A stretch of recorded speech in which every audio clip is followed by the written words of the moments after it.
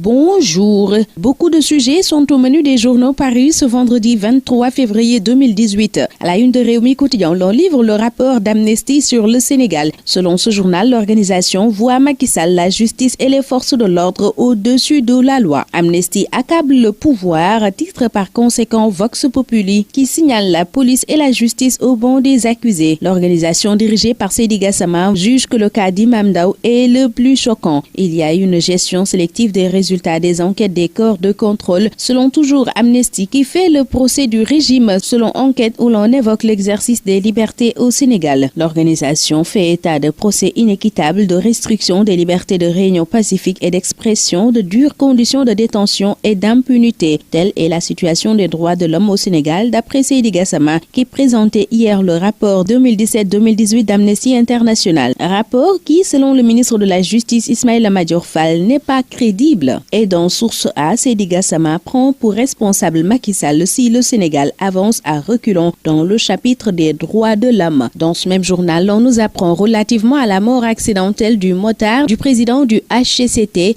que les gendarmes en veulent à Tanor. Concernant le procès de Khalifa Sall, ce journal signale que les avocats se sont insultés comme des mômes gâtés. Sur le verdict attendu de Khalifa Sall, Rewmi Quotidien note à sa une: la vérité tient à un fil. Maître Doudou Ndoye et puis enfonce le clou à la page 4 de ce quotidien. Et Maître Cissé, selon Vox Populi, a taxé les avocats de la défense de lézards. Le juge Lamotte n'avait d'autre choix que de tenter de recadrer le débat, note ce quotidien. Des attaques et des répliques, il y en avait au procès de Khalifa Sall, renseigne pour sa part enquête. Walf Quotidien renseigne à sa une que c'était houleux hier au tribunal. La Tribune s'intéresse à ces pièces essentielles qui manquent dans l'affaire Khalifa Sall. Maître Doudou Ndoye renseigne que l'IGE dit qu'elles sont à la Cour des comptes. Et ils sont de la même famille selon la cloche. Il s'agit de Wade, Idi et Macky. Ce journal qui se penche sur les divergences profondes entre les trois explique dans sa livraison du jour comment ils se sont maltraités. Libération signale pendant ce temps Abdoulaye Wade chez son fils et se pose la question de savoir ce que mijotent les Wade à Doha. Libération révèle aussi dans sa livraison du jour qu'Idriss Seck a décaissé 2 milliards de francs CFA entre l'achat d'un appartement à Paris et le montage complexe de société par Ito. L'Union européenne verse 5 millions par jour. C'est la suite des accords de pêche catastrophiques. Une information livrée par Dakar Times. Beaucoup de quotidiens nous font part aussi des mesures prises par le ministre des Infrastructures et du Transport terrestre dans le cadre de la lutte contre les accidents de la circulation. Il s'agit de l'interdiction de la circulation interurbaine la nuit et l'instauration du permis à points. Selon l'AS, qui ont déduit qu'Abdoulaye Daouda Diallo sort la cravache. Le quotidien nous fait part au même moment du renforcement de la surveillance épidémiologique à l'AIBD et nous apprend qu'un carnet de vaccination contre la fièvre jaune est exigé aux passagers. Le Sénégal se barricade, titre par conséquent ce quotidien. Le quotidien des sportifs records nous apprend que Sénégal-Bosnie du mardi 27 mars est prévu au Havre à 18h précisément. C'est tout pour ce tour des journaux du vendredi 23 février 2018. Très bonne lecture, excellente journée à tous.